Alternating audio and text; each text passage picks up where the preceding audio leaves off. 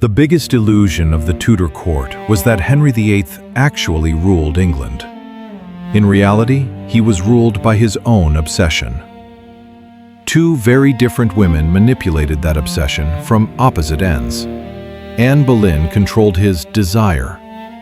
Jane Seymour controlled his fear. Both paid with their lives. But while everyone knows how Anne's story ended on the scaffold, the alternate ending for quiet, obedient Jane? History left that unwritten. And honestly, it was way worse than the executioner's axe. London, 1522. Court life runs on one unwritten rule. Ladies-in-waiting are just living furniture. They exist to reflect the Queen's glory, Catherine of Aragon's glory. They have no business having an identity, let alone ambitions. 20-year-old Anne Boleyn breaks that rule the second she walks in. She's just spent years at the French court, learning the only thing that matters when you don't have a title. How leverage works when you have to build it from scratch. France was a brutal school. It taught her fast that beauty by itself is worthless. What mattered was holding a conversation, maintaining distance, and never, ever letting anyone see your hand. Henry didn't notice her at first. He went for her sister Mary instead. The affair was quick, low stakes, and ended exactly how those flings always ended. Mary Boleyn joined the long list of royal diversions and quietly drifted away. Anne watched, and she took notes. When the king finally turned his attention to her, she played a game England had never seen before. She didn't say no. That would get you destroyed. But she didn't say yes either. She slipped through his fingers, softly, always smiling, leaving him with nothing. She read Henry better than any of his advisors. This was a man fueled entirely by resistance. An easy win killed his appetite. It turned a woman into a closed chapter. He needed the hunt, so Anne gave him the hunt. For 7 years, she held the king of a major power in a state of starving, unfulfilled desire. 7 years while he fractured his marriage, broke with Rome, rewrote the laws of England, and executed anyone who questioned him out loud. All that time, Anne Boleyn was officially nobody, but she controlled the single lever that moved the entire kingdom. His unfulfilled need. This wasn't flirtation. It was cold, calculated psychology. Her method was ruthless. Give him just enough warmth that he doesn't cool off, and pull back the exact second he thinks he's won. In June 1533, Anne Boleyn wears the crown. She achieved the impossible. And in that exact moment, her primary tool ceases to exist. Because the hunt is over. Henry finally had what he'd been chasing for 7 years. The logic of pursuit gave way to the logic of possession. He no longer needed a woman who kept him on edge. He needed a queen who would deliver. A son. Peace. Proof that breaking with Rome and tearing the country apart had been worth it. Anne had no clue how to be that woman. She was a brilliant wartime tactician, but she didn't know how to live in peacetime. She kept arguing with Henry the way she always had, but what had once sharpened his appetite now just grated against his ego.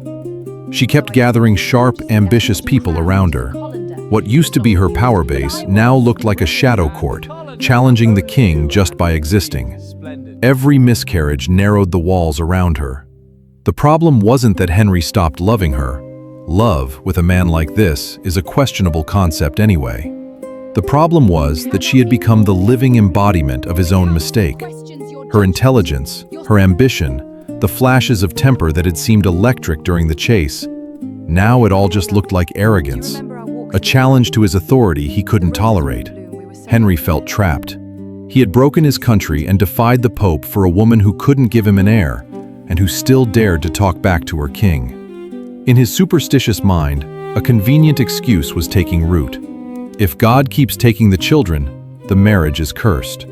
He needed an alibi, for himself and for the rest of Europe.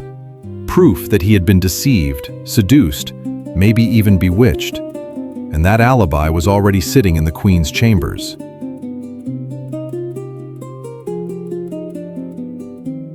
Jane Seymour didn't enter this story after the scaffold. She was Anne's lady-in-waiting. She was there for all of it, watching the room turn toxic. She had a front-row seat to every argument, every shift in temperature, every moment the court quietly shifted its bets. She saw exactly what was wearing Henry down, and she adapted. When Henry turned his attention to her, Jane played by the exact script Anne herself had written. The famous scene with the purse of gold, when Jane returned it unopened, saying she would only accept gifts from a lawful husband, was pure plagiarism. A direct quote from Anne Boleyn's playbook, 10 years late. Henry recognized the move. And it worked, precisely because it gave him back something he'd forgotten. The feeling of youth, of innocence, of absolute rightness. But while the strategy looked identical on the outside, the core was completely different. Anne had controlled Henry's desire. She was fire, provocation, an intellectual match. Jane targeted something else entirely: his fear and his guilt. Where Anne demanded attention and fought back, Jane offered silence and stillness.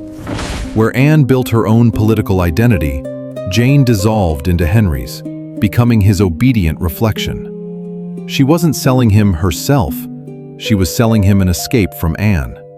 She became living proof that Henry wasn't a monster, just a normal man who deserved a normal, quiet, obedient wife.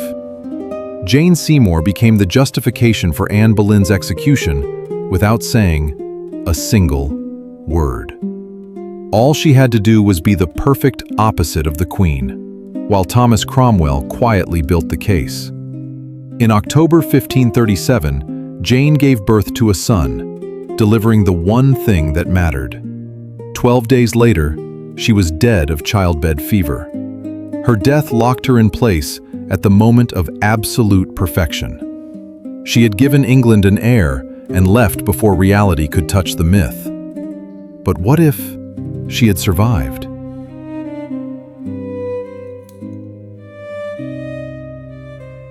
Henry left instructions to be buried beside Jane at Windsor. Historians call it true love. But let's look closer. Dying in October 1537 was the ultimate protection for Jane Seymour. She checked out at the exact moment the court had gotten everything from her, before they could demand any more. A happy ending was never an option. Had she lived, the very tactics that saved her would have shattered against the reality of Henry's final years. Here's why. Number 1. The sedative expires. Jane's entire strategy, submission, silence, surrender, worked perfectly as a sedative after the violent storm of Anne Boleyn. Henry needed to lick his wounds. But Henry was not a man who could spend years feeling grateful for peace. Peace quickly curdled into boredom, and boredom into resentment. A living Jane would have followed the exact same arc as the others. She would have become just more boring furniture, waiting to be replaced by the next emotional high. Number 2. The religious cage. Jane quietly sympathized with the old Catholic faith and tried to protect the monasteries. But England was moving fast toward radical Protestantism. Henry had already threatened her for it, while she was still alive, still queen. When Jane went to her knees and begged him not to dissolve the monasteries, Henry lifted her up and said something cold enough to stop her heart. "Remember the last queen. She lost her head for sticking her nose into my business." That was her survival manual. Stay silent, stay alive. But silence has a shelf life when you're the mother of the heir, when the country is tearing itself apart over religion, and when the tyrant next to you is growing old and increasingly unable to tell loyalty from a threat. Number 3. The Seymour factor. Behind Jane stood her family. Edward Seymour was cautious, but power-hungry. Thomas was flashier, reckless, and dangerous. Both would later prove that absolute power was the only thing they cared about. With Jane alive, they wouldn't have waited for Henry's death to start staking their claims around young Prince Edward. They would have started immediately, expanding their faction inside the Privy Council. And sooner or later, Henry would have noticed. He'd already wiped out the Boleyns for getting too close to the throne. An aging, paranoid king who executed Cromwell and the Howards would never tolerate a massive, aggressive Seymour faction operating right under his nose. Anne Boleyn changed England.